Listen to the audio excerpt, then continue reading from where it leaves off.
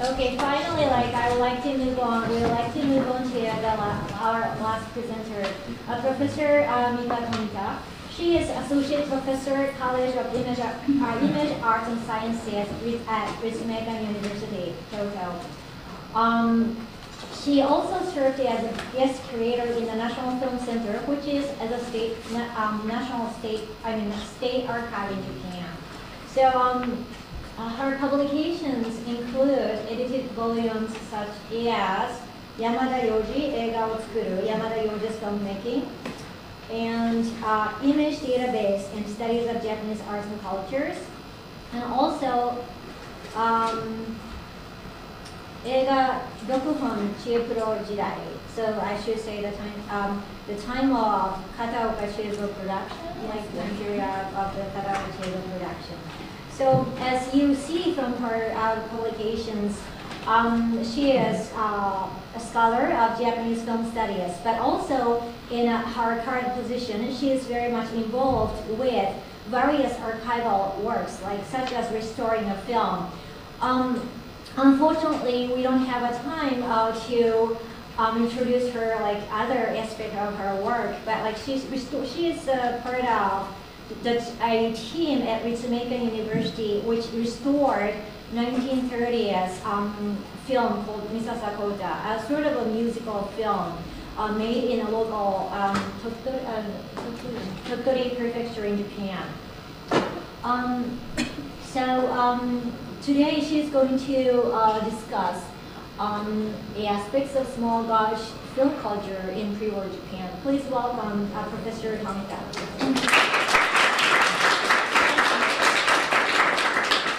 Can you see red square image? Yeah, red square image means from Makino Collection. Others are my collection. First, I'd like to say thanks to Professor Andara, Director Chen, and Dr. Noguchi, and Beth, and Professor Hori for giving me this great opportunity. I feel honored to participate in this symposium, but at the same time, I hope my English will be good enough because this is my first English presentation in my life. And thanks to my wonderful English teacher. And I'm very Japanese, yes. So let's go. There are three reasons I chose this topic. The first reason is that it relates to Mr. Makino's original topics. His research started on Japanese documentary, especially Kurokino, I explain later. So his collection covered the documentation of small-gauge film in Prewar, Japan. And that's why he wrote an essay called The Principal Streams and Characteristics of Small-Gauge Film History in Prewar, Japan. The second reason is that I have a personal attachment to the Makino Collection. Around 1990, Mr. Makino was a guest researcher in Kawasaki City Museum, where I worked as a part-time archivist. At that time, Fujifilm announced it would stop developing 8mm film called Ektachrome, so we were preparing a symposium on the 8mm film movement. And so I had the opportunity to do research on small-gauge film history at Mr. Makino's house with my colleagues. The third reason is the problem that we don't have enough archives for it in Japan. In America, there are many activities by archives and universities for small-gauge film, and there are some books about it like this. But in Japan, there are few, so we need to pay more attention to this problem, I think. The aim of my report is to clarify the unique viewpoints we can get about this report through the Makino Collection. For this purpose, I will focus on the differences between general streams and Japanese streams in the small-gauge film in pre-war, especially about the integration of several streams and artists to the national propaganda film in wartime. First of all, I want to be sure everyone here understands what is meant by small-gauge film. Small-gauge film is in reference to the width of the film. The standard gauge is 35mm, which is mainstream, used in movie theaters. Others are substandard gauge. Small gauge means under 35mm, for example, 28mm, 17.5mm, 16mm, 9.5mm, 8mm, and so on. Large gauge, on the other hand, means over 35mm, for example, 70mm. In Prewar, Japan, around 1923, 9.5mm and 60mm had been introduced, and by the late 20s had already become widely used. Then 8mm had been introduced in the 1930s and began to be replaced by 9.5mm in the late 30s. These three gauges became mainstream. 9mm was a product called Pate Baby, produced by the French film company Pate Frere. Banno Shoten was the main company to sell them and also made films and equipment for 9.5mm. Users of 9.5mm often called themselves baby party, baby doll, and created some clubs called baby cinema, baby kinema, and so on. 16mm and 8mm were products by Eastman Kodak. At the beginning, Eastman began to sell projectors called Kodascope and movies called Kodascope Library. Then they sold cameras called Cine Kodak. These Kodak products and the way they were marketed were the same as in other countries. The center of Eastman Kodak in Japan was Cine Kodak Service Japan in Osaka at the beginning. Users of 60mm and 8mm used the terms amateur movies, amateur movie maker, in referring to their clubs and themselves and their national club called Amateur Cinema League, as you see here. Amateur Cinema League, which was affiliated with the American Club in New York. And both of them used the word small gauge film, Kogata Eiga, as a neutral meaning in contrast to baby and amateur. This small gauge film is defined as smaller than 35mm, so it includes professional works, for example, cultural films, educational films, newsreels, and the like. To the contrary, amateur film is defined as non-professional with a focus on amateurism, so it includes amateur 35mm works. In Japan, since 1941, this neutral word small gauge film replaced the American word amateur film. Well, the second step is about small gauge film. What are some aspects of? There are 6 points as you see. The first point is that handling is simple, easy, and flexible. It is lightweight and convenient for the individual consumer. So, product companies often use women and children in their advertisement, like even women and kids good.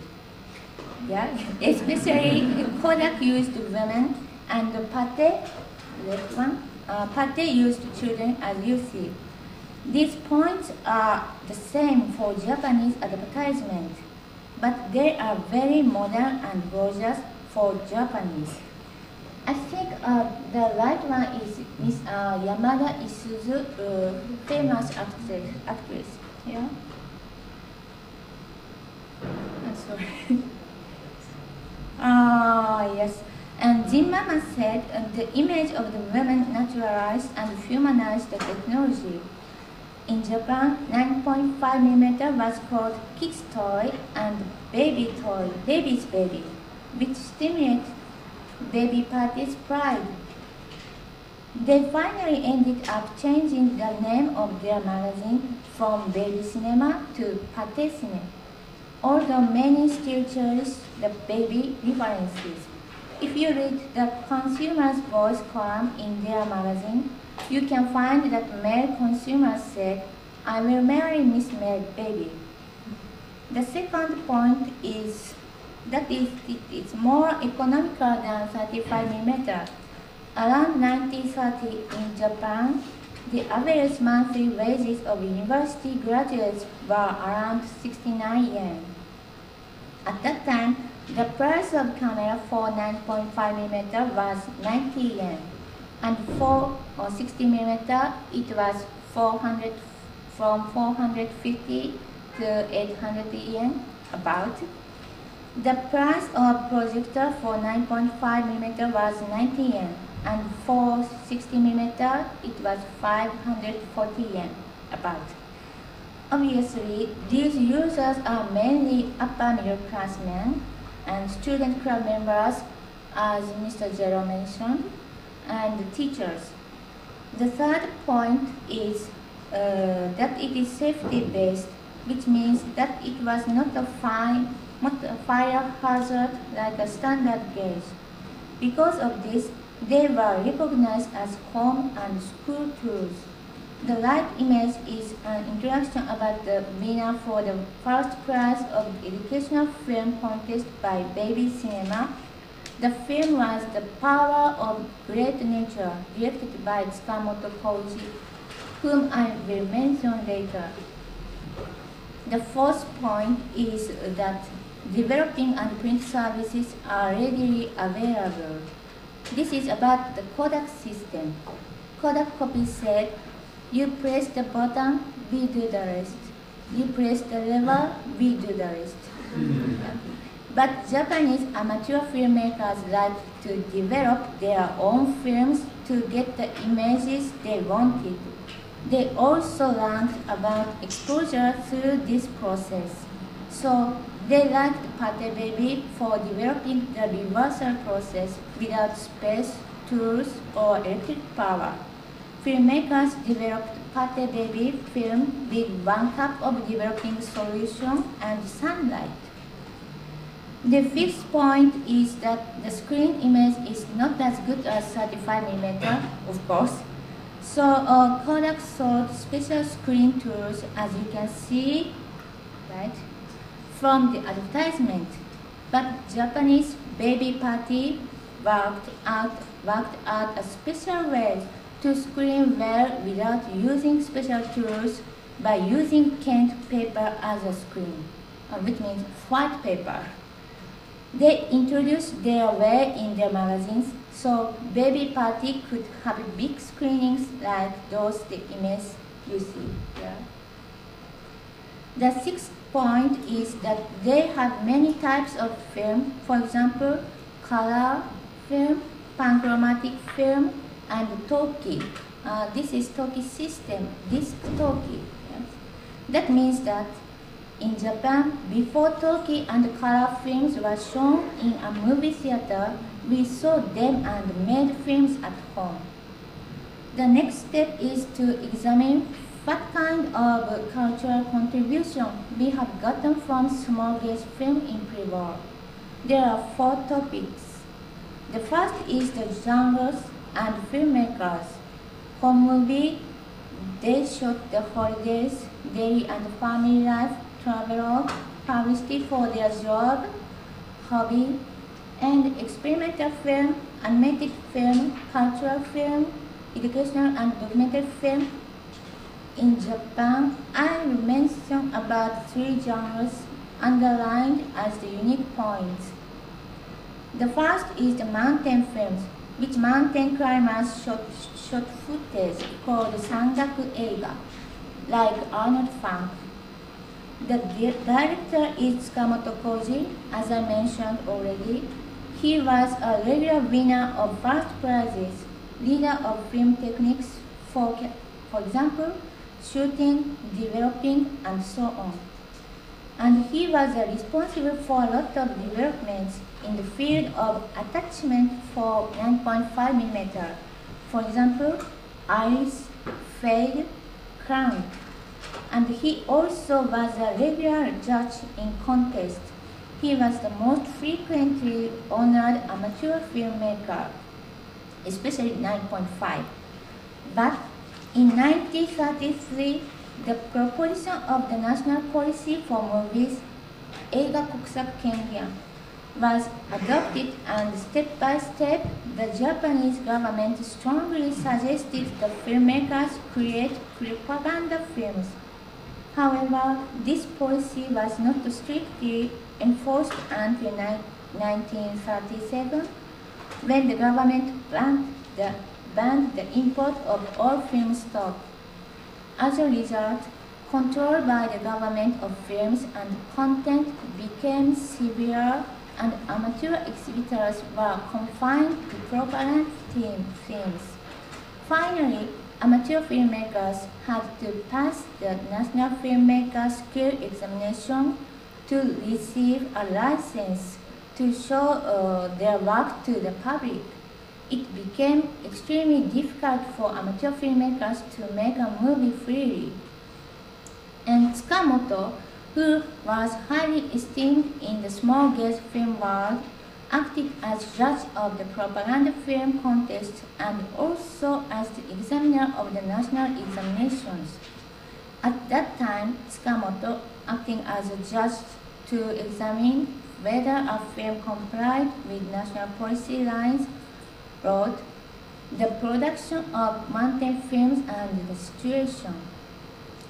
In this essay, he wrote about the strong connection between mountain climbing footage and the national cause. He made sure that the purpose for making mountain films was considered an essential contribution to the war effort and the film commission. He wrote that mountain climbing is, quotation, related to the mental part in a physical education campaign, at the same time related directly to national defense. The quotation is the activity on the front which we can do as our part in the defense of the home front.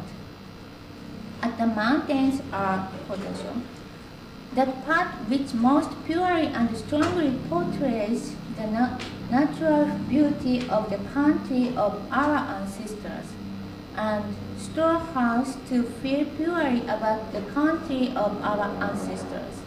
He said as a conclusion, the mountain films elevate the patriotic mind. But he also wrote at the beginning of this essay, the mountains let us forget the noise of the world and give us the power of meditation. He worried that amateur filmmakers would not be able to come up with a suitable production purpose under that emergent situation, which would be enough to be accepted by an examiner, so they wouldn't be able to make any films at all. He also wrote, when I know that my hobby, small-gauge film, can be a little helpful to our national cause, I am glad to value it as a respectable hobby. So, one can feel the similarity between this essay and the other essays he had written, in which he describes his original techniques to the baby party in their magazines. This essay portrays two ambivalent feelings. One is the spirit of the small-gauge film production as amateurism, and the instruction and explanation of the propaganda films. And the second ambivalent feeling is that the pride as the substandard and consciousness of the mainstream thinking. Substandard means short, small-gauge film. These ambivalent feelings show the characteristic of the Japanese small-gauge film culture. The second is about proletarian film, especially the pro-Kino movement and two directors in particular. I will point out the indirect activity and influence of director Sasa Genju and Kitagawa Tetsuo. Pro-Kino is the abbreviated name of the group called Japana Pro-Red Kino Union in Esperanto.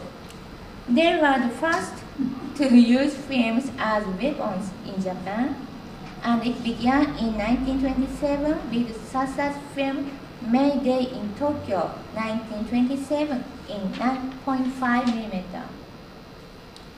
Sasa published his famous essay, Toy Weapon Camera, as a manifesto of their struggle in their magazine in 1928. Of course, the title Toy Weapon Camera is in reference to 9.5mm. They had made several proletarian films in 9.5mm and 16mm, and they also did traveling screaming as propaganda. But their movements were crushed in 1934 by severe oppression, and then some leaders, having been released from prison, began to work in cultural, educational, and documentary film under the Japanese propaganda system, as I already mentioned.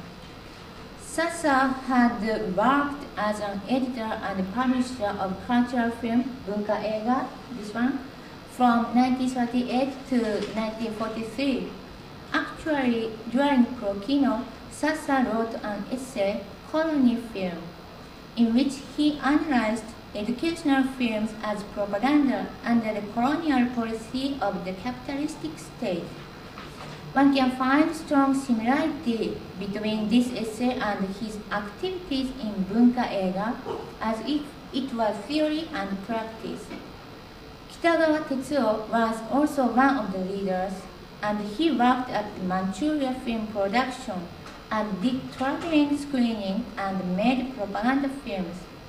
From Manchuria, he insisted on the importance of small-gauge film as national propaganda in his essays, Struggle Attitude with Small-Gauge Film, and From Manchuria, especially about traveling screenings and their content, continuing with these science struggles. Next, the second topic is community. They made their own clubs in each region. They had screenings, shooting days, contests, and published magazines, the same as in other countries.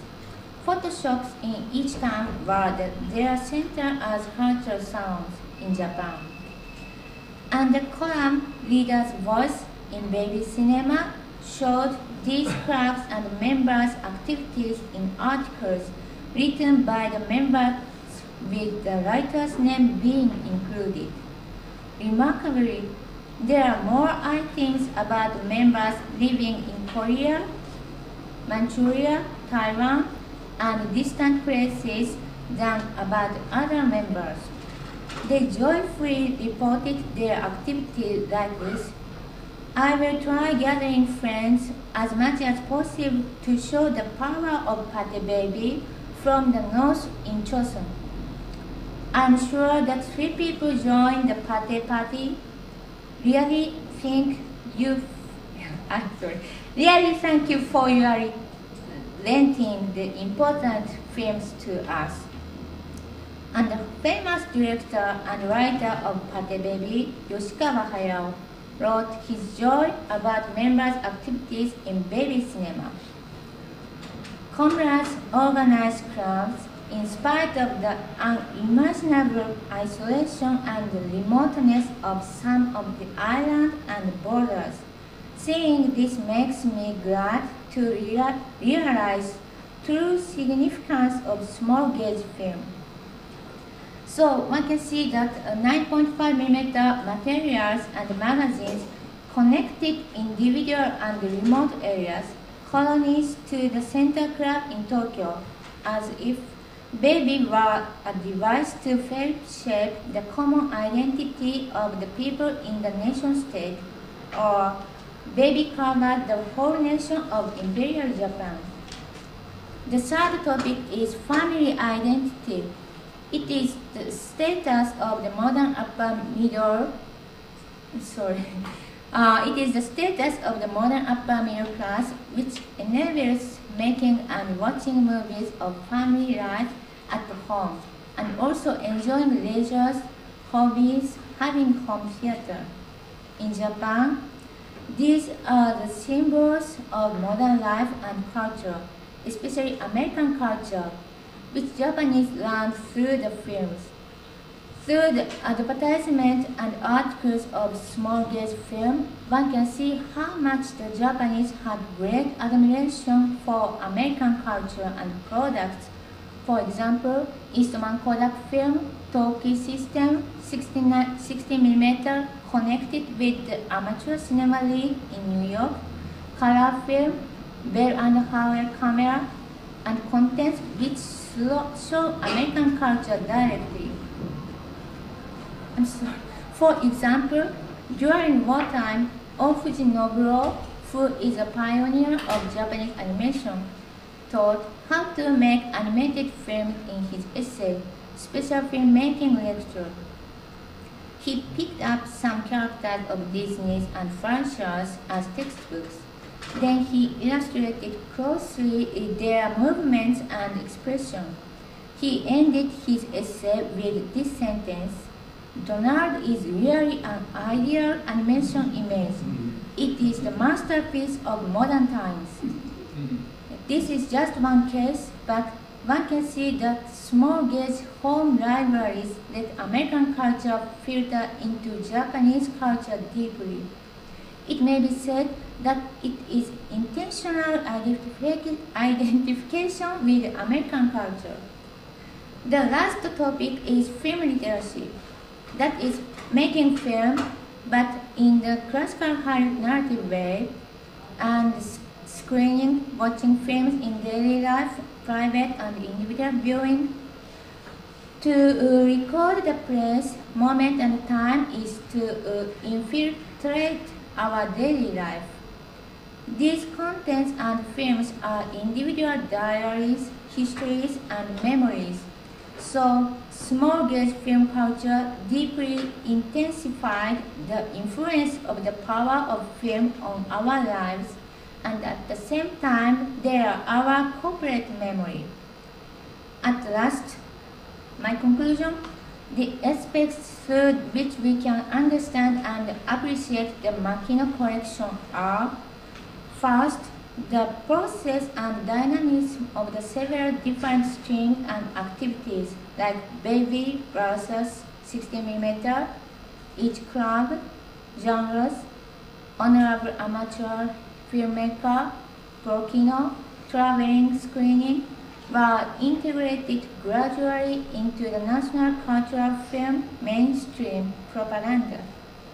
The second is an aspect of small-gauge film was that it was a device to form the common identity of the people in the nation-state of Imperial Japan.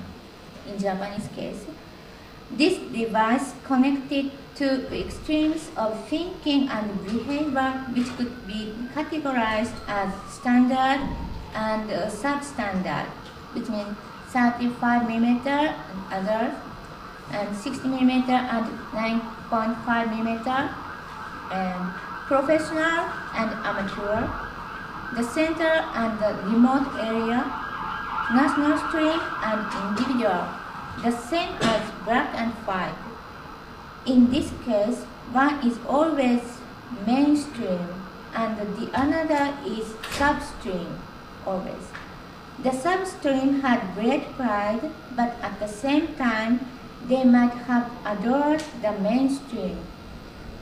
The third, this is final, formation of admiration for American culture, society, and products. Thank you so much.